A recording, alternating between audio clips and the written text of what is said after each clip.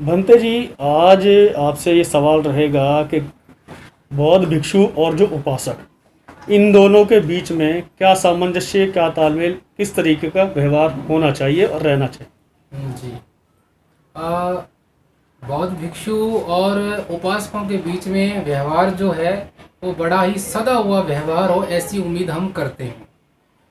भिक्षु और ग्रस्त एक ही गाड़ी के दो व्हील हैं और दोनों को संतुलन में चलना होता है।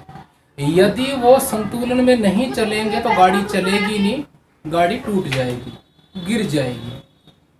ठीक है। गाड़ी को लंबी यात्रा यदि तय करनी है तो दोनों जो व्हील हैं, दोनों जो टायर हैं, उनको संतुलन में चलना पड़ेगा। और संतुलन में चलने के लिए जरूरी है कि जो ढांचा है उस ढांचे में संतुलन होना बहुत जरूरी है और उस ढांचे का रख रखाव ठीक से होना बहुत जरूरी है। ढांचा यानी बुद्धिज्म, ढांचा यानी बुद्ध विहार, ढांचा यानी प्रचार प्रसार। अगर वो ढांचा सही नहीं है तो ना तो हम भिक्षु को गलत कह सकते, ना ही उपासक को गलत कह सकते। जब उपासक जिम्मेदाराना व्यवहार निभाते हैं, अच्छा व्यवहार करते हैं, तो भिक्षु को स्वतः ही वह करना पड़ता है। हाँ, एक बात की यहाँ विडंबना ये है कि भिक्षु अपना व्यवहार सुधारे। वह ग्रस्त था तब वह व्यवहार करता था, उससे बेहतर व्यवहार वो जीवन में करे, ये उम्मीद हम सभी करते हैं। लेकिन पाया ये जाता है कि वैसा व्यवहार बड़ा ही कम भिक्षुओं में देखने को मिलता है। इसका एक बड़ा कारण ये है कि ऐसे बुद्ध विहारों की कमी है जहाँ बड़े वरिष्ठ भंते रहते हों और नए बनने वाले भंते वहाँ रहकर बेहतर सीख सकें। हमारे जो बुद्ध विहार पाए जाते हैं, खास करके उत्तर प्रदेश में, दिल्ली के इर्द गिर्द ये जो पाए जाते हैं, इन बुद्ध विहारों में लोकल लोगों का एक संघर्ष रहता है कि इसका अध्यक्ष कौन बने, इसका प्रधान कौन बने, और उसी के चलते गुट भी बन जाते हैं। गुट बनने के कारण वहाँ भिक्षु को इग्नोर कर दिया जाता है, बुद्ध विहार भी पीछे रह जाता है और वहाँ गुटबाजी चल जाती है, संघर्ष चल जाता है। तो ये हटना चाहिए। ये हटेगा तब हमारा ध्यान भिक्षु की जिम्मेदारी और इसकी उपासक की जिम्मेदारी पे जाएगा। बाबा साहब ने बुक लिखी अपने अंतिम दिनों में, बुद्धा एंड हिज धम्मा, जो बड़ी फेमस है। हम सब लोग उसको पढ़ चुके हैं, पढ़ते भी हैं और सभी जानते हैं। बुद्धा एंड हिज धम्मा की प्रस्तावना में बाबा साहब लिखते हैं कि भिक्षु बुद्ध के मार्ग का आदर्श मॉडल है और उपासकों को यानी ग्रस्त लोगों को यथासंभव उसको फॉलो करना है। और यह आदर्श मॉडल तब अच्छा होता है, अच्छा एक्सपेरिमेंट होता है, जब उसकी लैब अच्छी हो, माने बुद्ध विहार रूपी व्यवस्था अच्छी हो। ठीक है। तो दोनों को ही मिलकर उस बात को आगे बढ़ाना है। एक ग्रस्त की जिम्मेदारी क्या होती है, मैंने इससे पहले वाली वीडियो में बता दिया है कि वो बुद्ध विहार के प्रति कैसी जिम्मेदारी रखे। भिक्षु का काम क्या है, भिक्षु की भूमिका क्या है हमारे जीवन में। ग्रस्त लोगों के जीवन में भिक्षु की भूमिका एक गाइड की है, एक सच्चे मित्र की है कि समय समय पर वह समाज के बीच में रह करके प्रेरणा पैदा करे। जब आप पजल होते हो, असामंजस्य की स्थिति में होते हो, तब भिक्षु आपको सही मार्ग दिखाए। बाबा साहब कहते हैं कि भिक्षु समाज से दूर, समाज के बीच में और समाज के लिए जो काम करता है वह भिक्षु है। और भिक्षु के लिए बहुत समय की जरूरत होती है, उसे अध्ययन करना है, ध्यान करना है और चारिका करनी है। ये सब करने के लिए जीवन का अधिकतम समय खर्च होने वाला है। इसीलिए धम्मपद के एक पद को उठाकर बाबा साहब ने बुद्धा एंड हिज धम्मा में लिखा कि यो हवे धेरो भिक्षु युजते, यो हवे धेरो भिक्षु युजते। ये जो लिखा है तो मुत्तमंग एतंग बुद्धानुशासनंग। तो इसमें बाबा साहब ये कहना चाहते हैं इस पद के माध्यम से कि जब कोई तरुण भिक्षु या तरुण श्रामणेर बुद्ध के शासन में रत हो जाता है तो वह बादलों से मुक्त चंद्रमा की भांति विश्व को प्रकाशमय करता है। ठीक है, जैसे चंद्रमा बादलों से मुक्त होता है तो पूरे विश्व को प्रकाशमय करता है, ठीक उसी प्रकार तरुण भिक्षु करता है, क्योंकि एक लंबे समय तक उसको सीखना होता है, बिना सीखे सिखाया जाना संभव नहीं है। ठीक है, क्योंकि बुद्धिज्म है जो बहुत ही गहरा अध्यात्म है। मैंने जो पहली वीडियो में बताया 5 शील, सदाचार, करुणा, मैत्री, अहिंसा, ये सामाजिक दायरे में मोटे तौर पे हम इसकी प्रेरणा पैदा करें तो लोग अपने आचरण में ढालने लगते हैं। जिस बच्चे को आप नैतिक मूल्यों की सीख दे रहे हैं वो आपका बेहतर साथी होगा।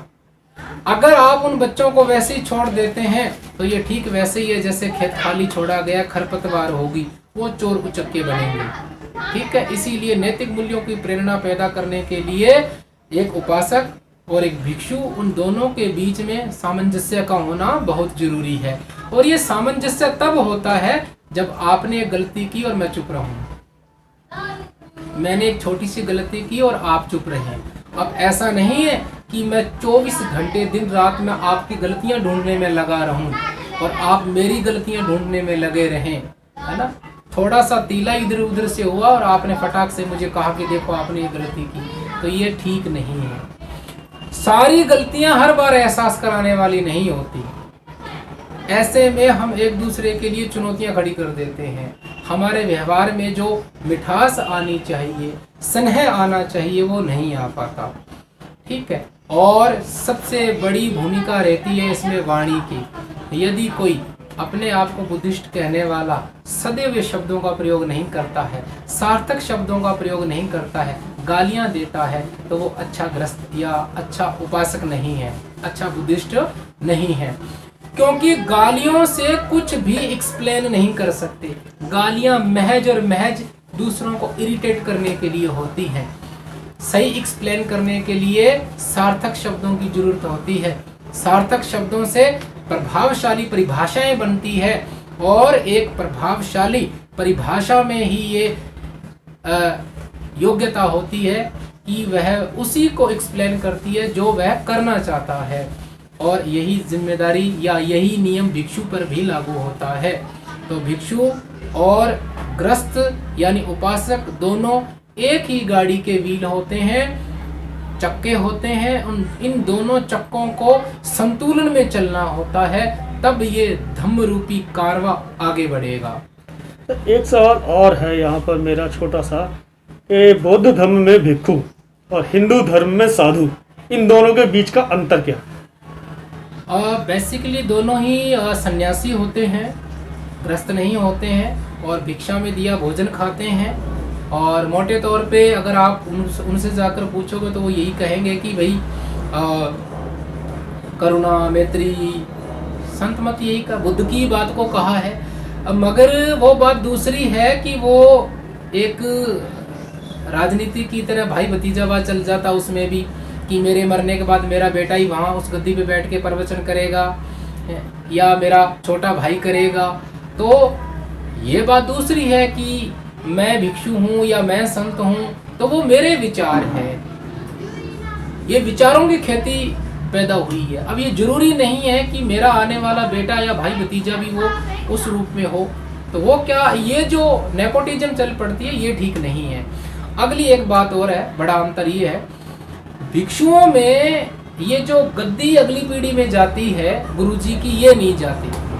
जो दीक्षा लेता है फिर प्रवज्जा लेता है, अपने से सीनियर भिक्षु के शरण में रहकर जो सीखता है, जो सम्यक दृष्टि धारण करता है, जो ग्रह त्याग करता है, वही भिक्षु कहलाता है। सोना चांदी आप नहीं रख सकते, अपने नाम से प्रॉपर्टी नहीं रख सकते। माने यदि आप भिक्षु हैं तो प्रॉपर्टी नहीं रख सकते, व्यापार नहीं कर सकते, केवल आप भोजन ग्रहण कर सकते हैं, चीवर ग्रहण कर सकते हैं, पुस्तकें ग्रहण कर सकते हैं अध्ययन करने के लिए, अथवा आप रोग है तो दवाई ग्रहण कर सकते हैं। लेकिन अगर आप संतों को देखें, मैं सभी संतों के बारे में नहीं कहूँगा क्योंकि सभी एक जैसे नहीं होते। दूसरी तरफ बड़ी संख्या में जो चीज़ देखी गई है वो ये देखी गई है, और इससे पहले मैं एक अंतर और बता देता हूँ, संतों के पास सम्यक दृष्टि नहीं होती। वो कहते हैं कि आप जो है काम किए जाओ, फल की इच्छा मत रखो, वो प्रभु, वो ईश्वर, वो फलाना फलाना चमत्कार करेगा और आपके सारे रोग दूर हो जाएंगे। एक बात, आप चाहे जितने भी पाप करके आ जाओ, यहाँ आके आप दान दो, आपके बाकी खाता साफ हो जाएगा पाप का।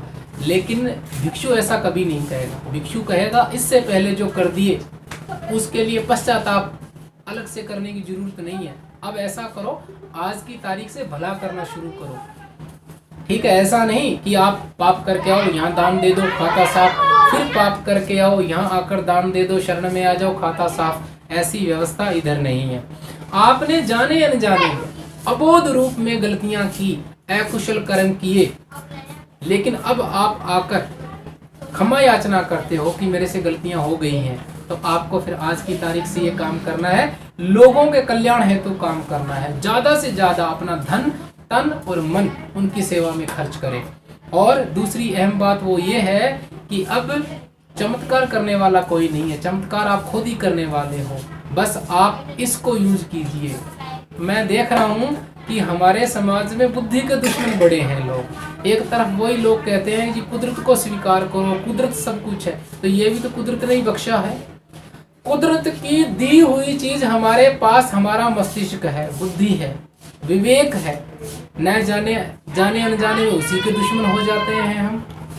ठीक है जी।